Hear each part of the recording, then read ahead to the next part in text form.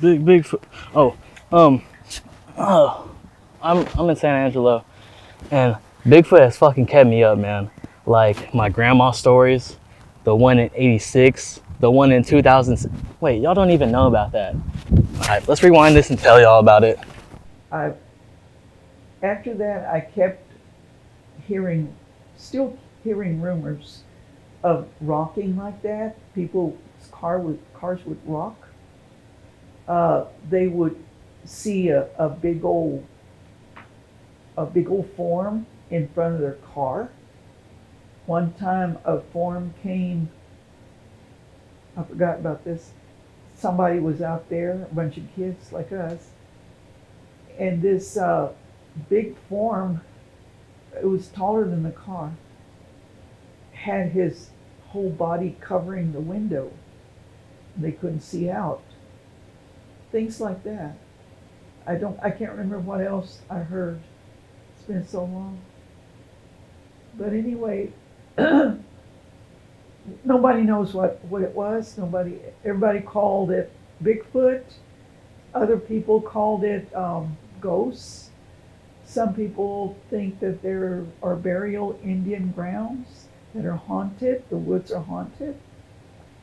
I don't know. Nobody knows. It has been a very long time, but I just can't seem to forget that day. Let me start by saying that I knew the area fairly well. I used the riding trails as relaxation for my horse. I would ride in the area at least once a week for a couple of years. I knew the different trails and the animals and birds that usually occupied the area. I had been riding for approximately 30 minutes when we came upon a ridge. My horse began to walk very cautiously, almost as if he was getting nervous. He didn't make a sound, but you could tell he felt uncomfortable. His ears were pointing towards the front and he was watching the ridge very closely. I noticed that it was completely silent, which was strange for the area. Usually the mockingbirds and scissortails would follow you from tree to tree, but not this day in this area. We came up to the top of the ridge and began walking down a narrow trail when my horse began to shake. I remember like it was yesterday that I began to feel like I was being watched and became a little scared myself. Then my horse jumped to the right. I looked over to the left expecting to see a rattlesnake and squatting in a large brush. Was something large. It was very dark and scared me to death. My horse took off running. I couldn't hold him back at all. He was scared, very scared.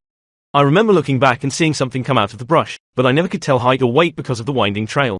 You could definitely make out that it was covered with hair. I say that because I didn't see any clothing and it was covered. No skin was showing. We came upon an area with a small clearing and I forced my horse to stop. I looked back to see if anything was following us and I saw nothing. Regardless, my horse wanted out of there and began pawing at the ground. He wanted out of the area. We made it back to the horse trailer in just a minute or two. My parents were there and saw the fear in my face and how scared my horse was. I told them what happened, and they never questioned me. I was pale white and the horse was ready to leave. He never acted like that. I think they thought it was a person hiding out and didn't ask anything else. I would never go back to ride in the area again. I don't know if it was a transient or what, but I can't imagine someone just hanging out there. Especially in the brush. My two sons and I decided to go fishing. We went down to the Concho River to a sort of remote area. We were trying some new bait we bought. It was getting dark, but the fish were biting good, so we sat there a little longer catching fish. I didn't have a flashlight, so I told my boys we needed to get going. But we stayed until we could only see shadows of our poles. We heard a noise off to our left like something was walking toward us through some real heavy woods and brush.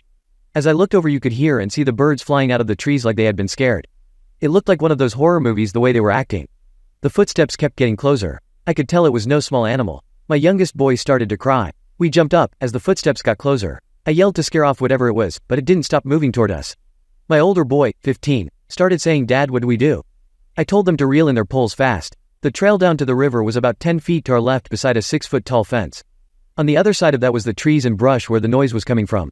So the only way out was to walk toward the fence, then up the trail through some trees.